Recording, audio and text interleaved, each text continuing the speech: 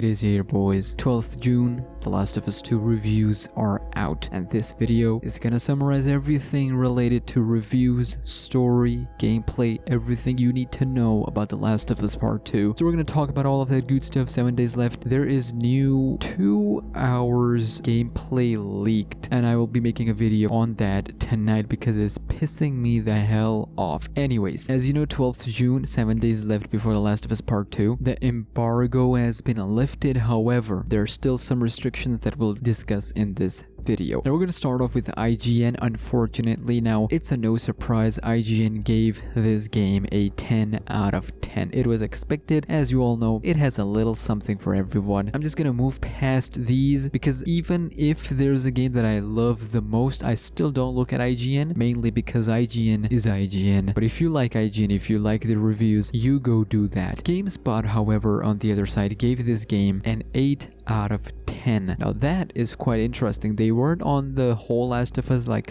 IGN, but they were still on it in a lot of cases. Destructoid gave this game an 8.5 out of 10, so that's something to look forward to. Easy Allies, we were actually looking forward to what they had to say, and they gave this game a 9.5 out of 10. The first one is, of course, and I know most of y'all will be talking about this, is Skill Up. This person made a 20+ whole review like I've never seen before on The Last of Us Part 2, and they talked about everything from gameplay, animations, specifically the story. Now, all of these reviews, most of them are spoiler-free. Well, all of them are spoiler-free. However, one thing they all keep mentioning on over and over again is that they can't talk about the second part of the game. Now, for those of us who knows and seen the leaks with our own very eyes, we know what's gonna happen in the second part of the game, and unfortunately, according to the new leaks, the story is getting even more worse than I realized at first. Anyways, now the Metacritics for this game, unsurprisingly, are 95. 10 out of 10 from most of the reviewers. But some of them that I've specifically chosen here are interesting and worth looking at. Now, as I was talking about Skill Up, I would actually recommend you guys to watch that video. If you've already seen it, there's one problem with that review. From my personal opinion, the way I saw that review is that the expectations, in short, were set a bit too high, and I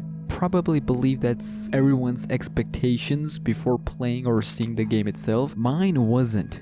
Just so you know, mine wasn't that high anyway. Whenever I talk about or look at sequels, I don't put my expectations high anyway. I just put my expectation bar right next to the first game. I'm like, okay, if they can create a similar experience, that'll be fine by me. However, it is understandable that since we are currently entering the next gen, the expectations for a closure from The Last of Us Part 2, specifically when it was one of the most anticipated, not just sequels, but games of the generation, the expectations were high, quite high. Skill Up also compared it with Star Wars and Game of Thrones. Now, if you are comparing that with Game of Thrones, that is not a good look, ladies and gentlemen. Now, I'm not going to talk about gameplay or graphics or animations because to each their own. That specific part is going to be individually different. Some people are going to like stealth, some people are going to like the combat, some people are going to like the graphics. But one thing everyone agrees upon is the terrain. Everyone loves the design of the game, everyone loves the feeling and vibe of it, although the gameplay does get repetitive according to the players. However, I'm gonna specifically focus on the story here because that is something that I myself is a bit mixed as well. Now, as I was saying, that most people are not talking about the second half of the game. We know from the second half of the game that it is gonna be different than the initial story that was marketed, right? This line from Kotaku really summed it up well, and I didn't expect it from them. It's a visually beautiful game that feels distinct to play, and the story it tells and how it tells it, and at the most basic level, certainly pushes the edges of what games have done before. None of those accomplishments elevated or redeemed it for me. And then from Ars Technica said, The Last of Us 2 review, a less confident, less focused sequel. For all its good points, Part 2 never seems sure what it wants to be. Now, you might be thinking I am being picky. I'm specifically picking the negative reviews. Eurogamer gamer, well, one of the decent reviewers, and one of the reviewers I actually watch from the mainstream industry. They have a good review as well, so let's take a look at them. They said The Last of Us Part 2 review, a gut-wrenching sequel, and they gave it Eurogamer Essential. real? Can a slick mainstream action game really reckon with the violence that drives it? The answer is yes,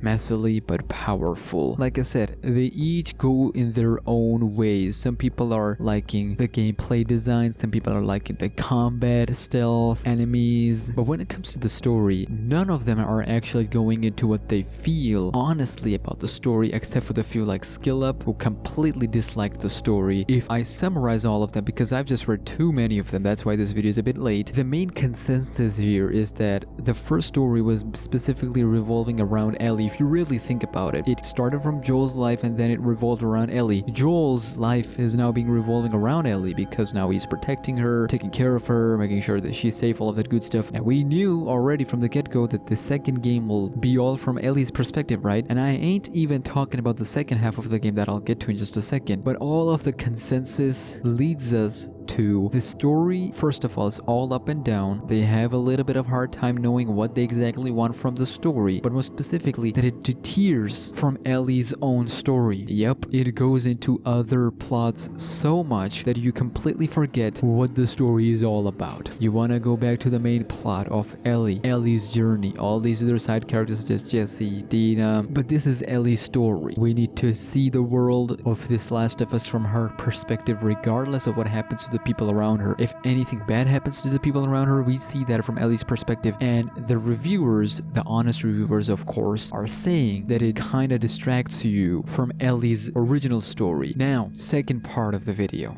Oh my goodness gracious. People are not allowed to talk about Abby. Spoilers, by the way. Now we're gonna get into spoilers territory. People are also not touching Joel's storyline as well. It is interesting because when we talk about Last of Us Part 2, the first thing that comes to mind for anyone would be Joel. And if you are going to give players control of a new character, in this case Abby, nobody knows. For those people who haven't seen the leaks, nobody knows that you're going to play as her and then do that part, or maybe do that part and then play as her. Because from the new leaks, the old leaks may have changed into new leaks design-wise. Like, it looks a lot better in terms of graphics and models and everything, but the story element is still there. The material, the content that made us go mad, made us pissed about the story are still there. Matter of fact, now it's even more disrespectful. Like I said, a leak video coming soon tonight. I will hopefully get it done. But what I'm trying to say here is that Sony constantly avoiding Abby and not talking about Joel. Like, we get it, this is Ellie's story, but aren't you gonna address it for the fans from the first game that this is what you should expect, at least from Joel. This is what you should expect, at least from someone that you're going to see, and not just see, but play their story as well. This is the most frustrating part about the reviews for me personally. Listen, what they did happen, it happened. Whatever happened to Joel, it happened. We're gonna play as Abby, it's gonna happen, whether we like it or not. But at least for the fans who are not aware, this is kind of injustice to them. Come on, even I would not be as harsh as this. They deserve to know this, alright? They deserve to know what they're in for. If the story was about like 80% Ellie, 20% Abby, I would have been fine. But the new leaks are showing this more. You get to play as Abby early on. Oh my goodness gracious. Are you serious with me right now, boys? So what have we learned today? That mainstream media is gonna be a mainstream media. Sony is doing everything in their power to make sure that their image still remains. Listen, I'm sure the sales are awesome going. The first week is gonna be clean. This may potentially be the game of the year with Cyberpunk on the line. A lot of good stuff is gonna happen with this game. A lot of people are gonna enjoy this game. Specifically after seeing the new leaks, I am kind of disappointed. You know what I was scared of the most? Neil Druckmann said, and I talked about this in the yesterday's video as well, that they want people to either passionately hate the game or passionately love the game, but don't be in the middle. Don't be like, alright, it was okay, I don't care. That territory is where I am going right now, and it is scary. The more I look at the leaks, the more I think about why are we playing as Abby, the more I think about what they did to Joel, the more I think about where Ellie is heading towards. I truly am going into the territory of I don't care. I'm fingers crossed, I am trying to keep the hype up, but come on, how long can I stretch this out? I will try my best to be invested in it, regardless of whether I passionately hate the game or passionately love the game. I need to be invested in it. This is what Sony and Naughty Dog wants, and I want that too because I love the franchise for what it was for the first game. But the more I look into it, the more leaks, the more reviews I see, and the more fans who are not aware of the leaks talk about the game the way they do, it is heartbreaking, it is sad, and it specifically leaves me in this gray area of what am I supposed to feel, because I don't know what you want me to feel. Sony, Naughty Dog, do you want me to hate the way you wrote the story? You want me to hate specific characters? Because when I think about those characters, I'm like, okay, this is super unrealistic. That leads me back to the writers. It's an instant loop of pointing fingers that never ends. It's an instant loop of disappointment. My expectations weren't high to begin with, but holy crud, it is still some disappointing, and the story still seems like it's gonna be a giant mess. Expect some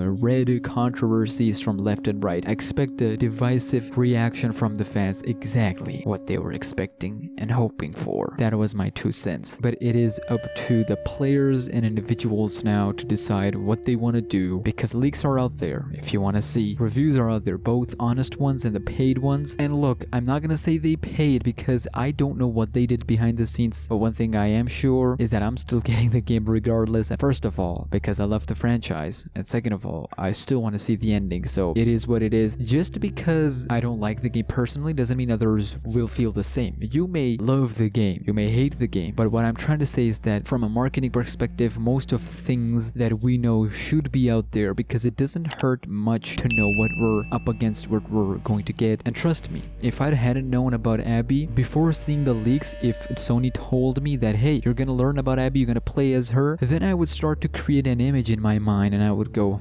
okay. Then I would slowly understand what she did and why she did whatever she did. Anyways, I'm dragging this up at this point. I added some new gameplay footage from Skill Up, shout out to him. I'll see you boys on the flip side.